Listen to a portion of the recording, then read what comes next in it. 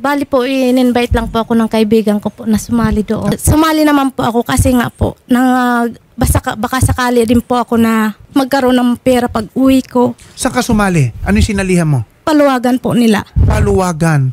Paano ba yung sistema ng paluwagan na yan? Kasi Online ang pagkakaindiyo sa paluwagan nun, naguhulog ka, tapos may panahon na ikaw ang susweldo. Opo. Tapos susunod yung iba naman. Apo. Ganun parang umiikot. Opo. So ganun ba yung paluwagan nyo? Opo. Ang nangyari po nung unang hulugan po okay pa po. Nung mga sila ang sumahod. Pero po nung kami na po ang last na sasahod na wala na po sila.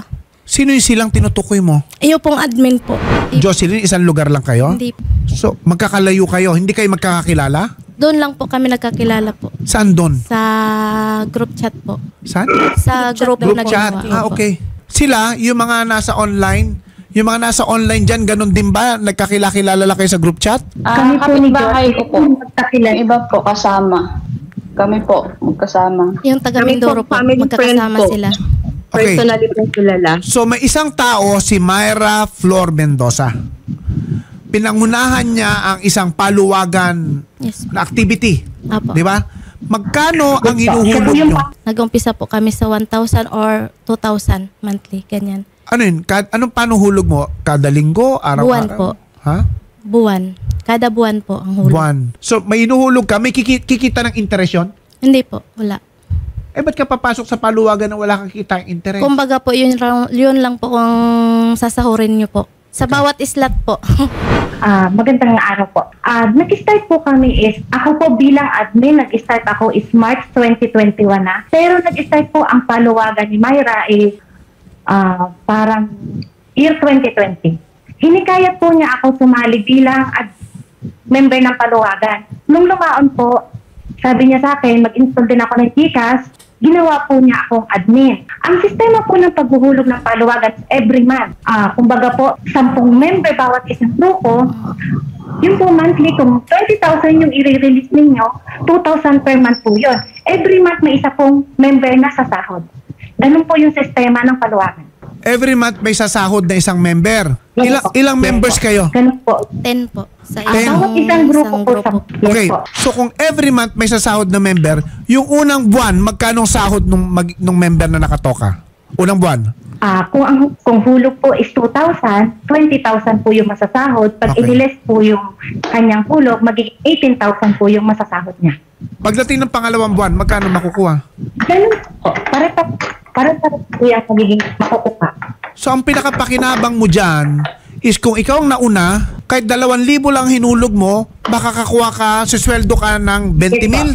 Yung bang pakinabang mo dyan? Opo. Yes po. Yes po. Kawawa na. Karaniwan Paano po, pagdating ng pinakahuli? Ano karaniwan pang pakinabang po. ng huli? Yun nga po, kasi ako po ang pinakahuli. Para hindi po, yun po, kumbaga, parang savings ka lang. Yun po sana ang... Kaya nga parang ganun lang di ba? Opo, ganun lang. Parang ang nangyayari, kung ikaw nauna, na ina-advance mo yung share nung Opo, iba. ganun po. Pero pag ikaw ang nahuli, Yes po, ganun po. binabayaran ka na lang sa hinulog mo nung una. Anong pakinabang? Parang wala kang pakinabang ata dyan. Yun nga po. So ikaw, ang nangyari sa'yo, Wala po naghulog talaga. ka ng 2,000 ng 10 buwan. Di ba? Nung turn mo na, wala na yung pera. Ganun ba? Hindi po. Parang 3 pa po kaming huli ang sasahod po. 3 pa po kami na huli na sasahod. Pero ako po yung pinakalas. O kaya lang, pero ang hulog is at the end of the month. Correct? Anong naitakbo nilang pera kung wala na kayong hinulog ng bandang huli? Yung mga last po naming hulog, Magkano yun? mga 10,000 monthly po. Ilang mali? Total amount, magkano? Pa, Magkano total amount? sa akin po lahat po nasa 80. 80 po ang naihulog. 80. Opo, kasi Eh, yung last, yung mga ibang nagko-complain dyan, paano sila na ano? ganun din po. Magkakaibang grupo, isang grupo kayo? Ay, yung iba po, iba na rin pong grupo. Pero iisa ang anong tawag doon? Isa po yung pinaka-admin. Opo. Administrator, yung nagmamanage ng pera. Opo. Bakit nyo naman siya pinagkatiwalaan? Ano po, parang naano rin po ako doon sa kaibigan ko po, kay Lisa po. Kasi in-invite nga niya po ako doon. So, Matagal nyo na bang ginagawa yan? Ganyan? hindi po, yun lang po. So, magkano more or less ang naitakbo niyang pera lahat-lahat, pati doon sa kasama mo? Parang nasa kalahating milyon po. Diyan sa amin lamang po, na sa ano. Pero nag-iisa lang siya. Opo. Si Ma'am Hope po yun. Nagbigay siya kay Mayra Flor ng 100K. Tapos, tumanggap po yung pinsan niya. Ayan po ba si Ma'am Mayra Flor Mendoza? Opo. Okay. Okay. Siya po Paano yun. hindi nyo na siya nakukontakt? Hindi na po. Blinak niya po ako sa FB. May Facebook page siya. Opo. When you say black, hindi mo na siya matawa. Hindi na po ma-search or ma-message po. Ah, okay. Receive the amount of Mayra Flor Mendoza. Tagasan si Mayra Flor Mendoza? Lihitimo daw po yung taga Mindoro. Meron siya dyan. Receive the amount of 100,000 pesos with interest of 5% per month. Date August 6 to 2021. At meron nga po doon nakabundle na pera na 100,000. Opo. Ang iba po sa mga complainant ay OFW, yung iba po guro. Attorney Jerome, magandang hapon po. Yes po, good afternoon po ma'am. Yes sir, Attorney Villamor po ito ng Wanted sa radyo.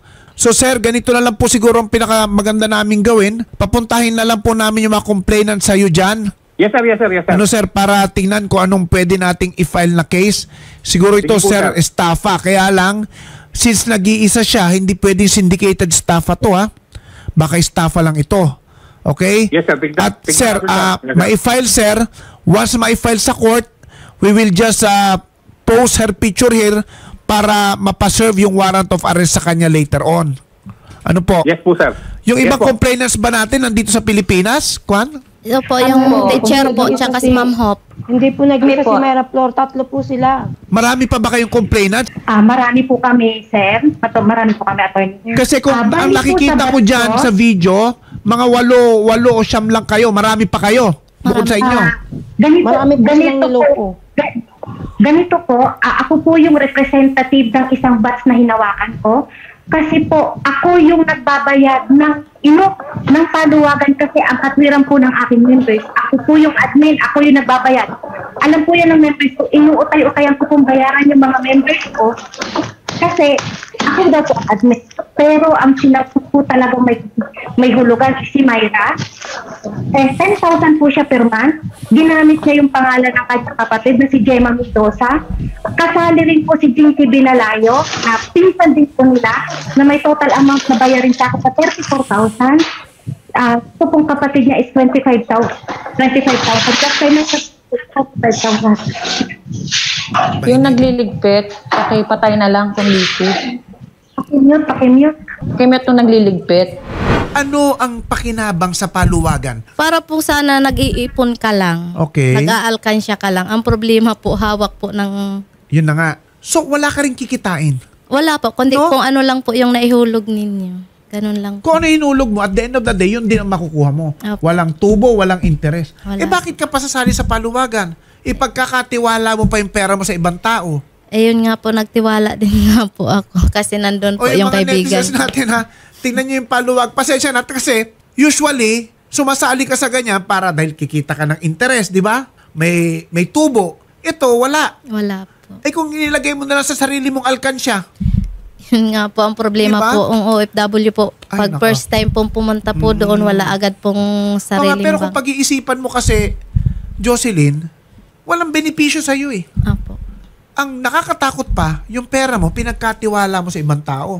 Lahat kayo ganun. Lahat sila ganun din. Apo. Tama ba, Lisa? Tama ba? Yung sinasabi kong parang wala kayong pakinabang na nakuha dahil yung maiipon at the end of the day, yun din ang makukuha nyo eh. Walang tubo, walang interest. Opo, totoo po yan. Bakit kayo sumasali pa? Pakisagot ha? Bakit pa kayo sumasali sa paluwagan? Kasi po dati yung po, kumbaga po, maayos talaga po yung paluwagan since 2021. Okay. Kumbaga yung purpose namin, makaipon ka na hindi mo, minsan po kasi hindi mo na kailangan ipadala sa Pilipinas kasi pag sa Pilipinas ka napadala, wala ka namang, hindi naman naiipon yung pera. Ginawa namin para sana makapag-savings kami, makapag-postar na kung anong dapat ipundar, iniipon namin sa paluwagan.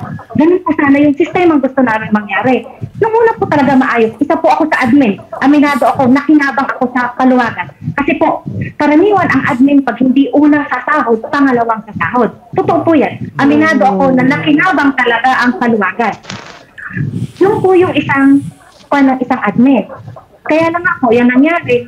Kagaya ngayon, yung utang ng isang admin na hindi nabayaran, ako yung nababayad ngayon.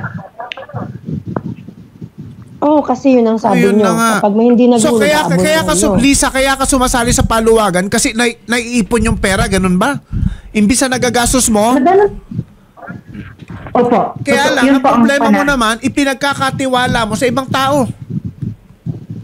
Kumbaga po, hindi ko rin sana sasabihin na nakilala ko po kasi siya iisang lugar kami. Iisang lugar po kami ni Myra Flor.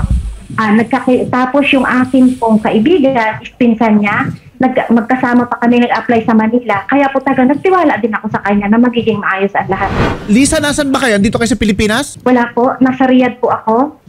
Lahat po kami nasa ibang bansa. Si Gladys, si Iris, si Raymanin, nasa abroad po kami. So yung perang paluwagan na nangyayari sa inyo, yung pinagbibigyan nyo ng pera, dyan lahat nangyayari sa abroad, hindi dito sa Pilipinas? Yes po. Sa abroad, Pero ang sir. possible na complainant na nandirito ay ikaw lang, Jocelyn. Opo. Sila lahat nasa abroad. Hindi po, si Ma'am Hop saka si Ma'am Lianas po. O isama mo na sila kung sino yung nandirito, pumunta na kayo sa NBI kay Attorney Jerome.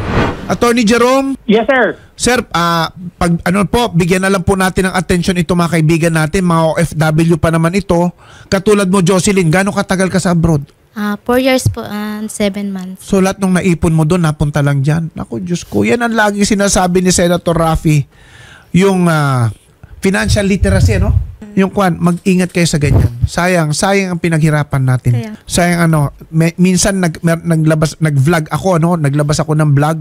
Yun namang OFW na ito, wala siyang alam tungkol sa transactions involving checks. Ano po? Tandaan nyo po pag na-issue ang kayo ng cheque, i-deposito ninyo, huwag kayong papayag na hindi i-deposito kasi napapanish yun.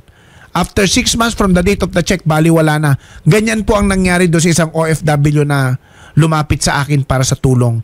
Sa inyo naman, paluwagan. So more or less, tingin mo, Jocelyn, nasaan na itong si Myra? Nasa kanila lang po. Ha? Nasa kanila lang po sa Sige. asawa niya. Mayra, sana naman makonsensya ka naman kasi lahat tayo naghirap dyan. Hindi lang ikaw may anak din ako. May magulang din ako na gusto kong puntahan sana sa amin. Di ko na napuntahan kasi wala na akong pera. Gawa mo. Sana naman tubuan ka naman ng konsensya. Kahit gahipla lang. Balik mo naman sa amin pera namin. Pinagbigyan na nga kita nung una Ikaw pa may sabi na babayaran mo ako. Hindi mo ako tatakasan pero blinak mo ako. Sa asawa po niya na puro po deny. Sa totoo lang po, isa rin po yun na tumatanggap ng pera. Si Maski Johnny asawa. Felix. Sa kanya din po pumabagsak yung perang pinadadala po namin. Sana naman maano naman kayo. Makonsensya naman kayo sa ginawa nyo sa amin. Gusto rin namin na mapaayos ang pamilya namin. Sana po wala nang maging kagaya mo na manluloko. Sir Jerome? Yes, sir. Yes, sir. Sir, oo. Tingnan mo, sir, papupuntay namin yung complainants dyan. According Yes, sir. dito sa kay Jocelyn, maski ba yung husband niya tumatanggap din ng pera sa inyo? Opo. Sir, tingnan mo, baka pwedeng makasuhan natin yung mag-asawa. Yes, sir. Padala lang, sir. Yes, sir. Yung mga proof nila nung pagpapadala ng pera. Yan, importante yan. Kailangan Yes, sir. may katibayan Yes, sir. tayo, ha? Yung mga kasama nating sa abroad, tulungan na rin natin sila mag-complain, ha? Alalayan nyo na. Sir, sige, sir. Asasamahan, sir, sila ng reporter namin. Sir, once makapagpalabas tayo ng warrant, Myra Flor Mendoza, ha? Ito, tandaan mo. Pag napalabas namin ang warrant of arrest mo, araw-araw ka namin ipapaskil dyan hanggang sa mahuli ka. Tandaan mo yan, ha? At kawawa naman itong mga kasama nating mga OFW. OFW din ba si Myra? Opo. Pero nandito na siya sa Pilipinas. Opo. Hindi na siya bumalik sa ano. Hindi na po. So ang ginagawa niya na lang parang administrador ng mga paluwagan. Ano po, mag-iisang taon po siya ngayon January po na nakauwi na. Na yun lang ang ginagawa niya sa paluwagan. Wala na po, hindi na po siya nagparamdam mula nung siya. Gaano katagal niyo siyang hindi nakikita? Siguro po may 1 taon at kalahati na po simula nung hindi na siya sa aming group chat. Ganyan na katagal? Okay. Ba't ngayon lang kayo lumapit? Nung pa po ako nagpunta dito, Okay. mismo Sige. yung pagdating ko po. Sige, huwag ka na mag-alala. Nandiyan dyan naman na si Attorney Jerome Bumediano. Hindi kayo pababayaan yan. At alam mo, pagdating sa NBI, Lalo na pag na-refer namin, talagang tututukan nila yung kaso mo. Sir Jerome, Yes, sir. Kami bahala na, sir. Yes, sir. Thank Kami you very bahala much na, po. sir. Yes, sir. Thank you po. Sir, Yes, sir. Merry Yes, sir. Christmas sa inyo dyan, tsaka sa mga kasama natin dyan. At Merry tsaka kay Christmas po, Director sir. De Lemos, Merry Christmas din. Salamat. Yes, sir. Yes, sir. Sige, Roselyn. Okay. Jocelyn. Okay. O sa mga kaibigan nating mga OFW, pag-ingatan po natin yung pinaghirapan nating pera. Ano po, hindi naman natin pinulot lang yan nung nasa abroad ka. Tama po. 'Di ba? Imbis na nagamit natin sa negosyo, ikaw lang Jocelyn, magkano nawala sa iyo? Tutuusin po nasa 100,000 din po Okay. Sila Lisa, magkano nawala? Sila yung mga ibang kasama ninyo? Ganon din po. Halos pare-parehas po kami Lisa, mga ilang kayo dyan?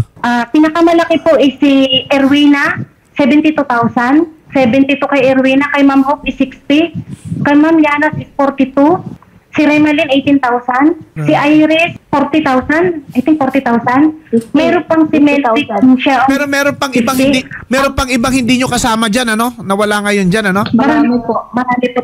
Si Cecil Bitito 33,000, si kay Lovely niya is 15,000, kay Gigi Capilio parang 12,000, Angelica, kay 21. Angelica 21,000 kay Angelica. Pero Lisa, tama ba yung sabi ni Jocelyn na 1 year and a half ago nyo pa huling nakita ito o nakausap itong si Nagtago na po kasi. si Myra? Nakapag-chat pa po ako, nakachat pa po ako sa kanya last November 5 na sinasabi ko sa kanya na harapin niya kasi November 30, harapin niya yung mga kanyang hindi niya dapat pagtaguan.